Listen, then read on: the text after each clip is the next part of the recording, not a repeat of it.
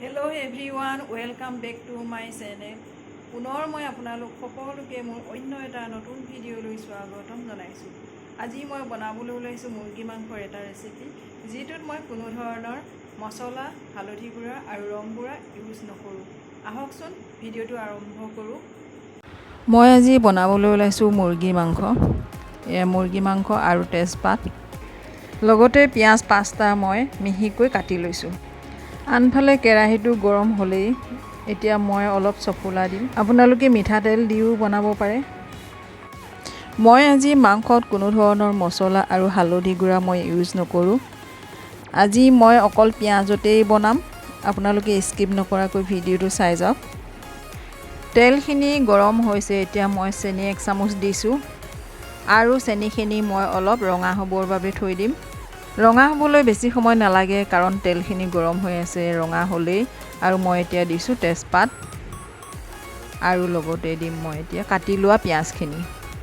পিঁয়াজখিনি মই অলপ বেছিকৈ ভাজিম, কাৰণ মই আজি এই ৰেচিপিটোত কোনো ধৰণৰ মছলা, জলকীয়া গুড়া আৰু ৰং গুড়া ইউজ নকৰোঁ।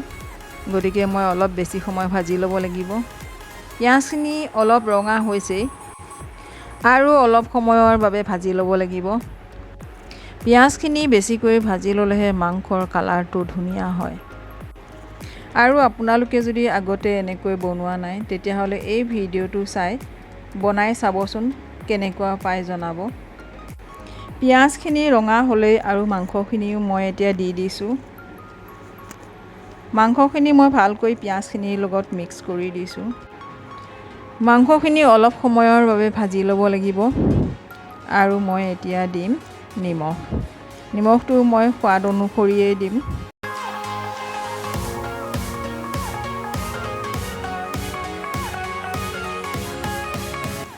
এতিয়া মই মাংসখিনি নিমখখিনিৰ লগত মিলি যোৱাকৈ অলপ সময়ৰ বাবে ভাজি ল'ম।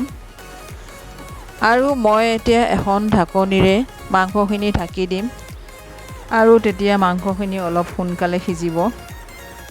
এতিয়া মই ঢাকনিখন আঁতৰাই দি অলপ সময়ৰ বাবে ভাজি ল'ম, নহ'লে পিঁয়াজখিনি তলত লাগি ধৰিব।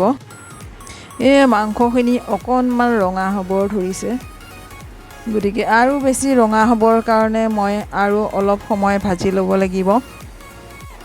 মাংসখিনি অলপ ঘনাই লৰাব লাগিব, কাৰণ মাংসখিনিত পানী দিয়া হোৱা নাই।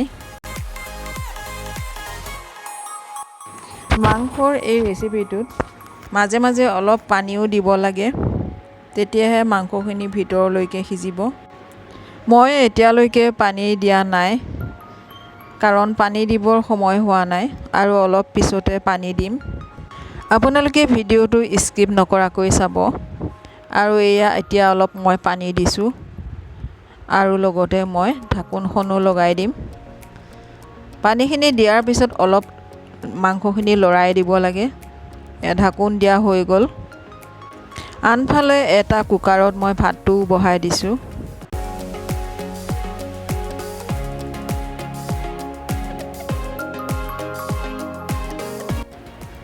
এতিয়া মই আৰু অলপ সময় ভাজি ল'ম। এতিয়ালৈকে মাংসখিনি কালাৰটো অহা নাই, গতিকে কালাৰটো নহালৈকে ভাজিয়ে থাকিব লাগিব, কাৰণ মাংসটো সিজিবলৈও সময় লাগে। আৰু মই গেছটো চিমত ৰাখিছোঁ। এতিয়া মই আকৌ অলপ পানী দিম। পানী দি মই আকৌ অলপ লৰাই ল'ম, আৰু ঢাকোনখনো মাৰি দিম। গেছটোৰ জুইটো যদি হাই ফ্লেমত দিয়া হয়, তেতিয়াহ'লে মাংসখিনি ওপৰৰখিনি দেই যাব আৰু ভিতৰটো ভালকৈ নিসিজিব। গতিকে মই জুইটো চিমত ৰাখিয়েই বনাই আছোঁ, কাৰণ মাংসৰ পৰিমাণটো ইমান বেছি নহয়, গতিকে জুইটো কমাই দিলেও ইমান কথা নাই। এতিয়া মই আকৌ ঢাকনিখন 5 মিনিটমান সময় ৰাখি দিম, কাৰণ মাংসখিনি আৰু অলপ সিজিব লাগিব। ঢাকনিখন আঁতৰাই দিলোঁ, আৰু চাওকচোন মাংসখিনি লাহে লাহে কালাৰটো হ'বলৈ ধৰিছে। আৰু অলপ সময় সিজালেই হৈ যাব। এতিয়া মই মাংসখিনিত আৰু অলপ পানী ছটিয়াই দিছোঁ, আৰু মাংসখিনি মই অলপ সময় লৰাই ল'ম।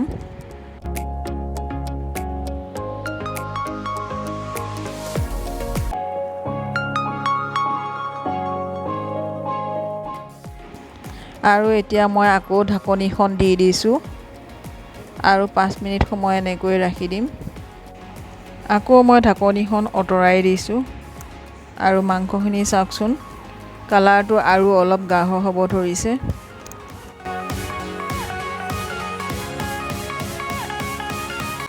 মাংসখিনি মাজে মাজে অলপ লৰাই থাকিব লাগে, নহ'লে দেই যাব।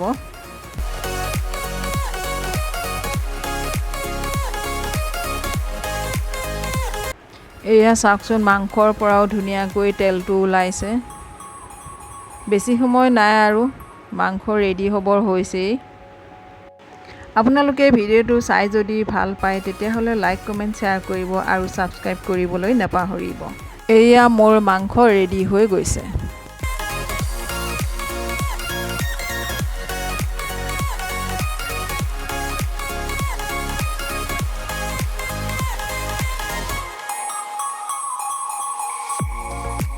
ভিডিঅ'টো শেষলৈকে চোৱাৰ বাবে ধন্যবাদ।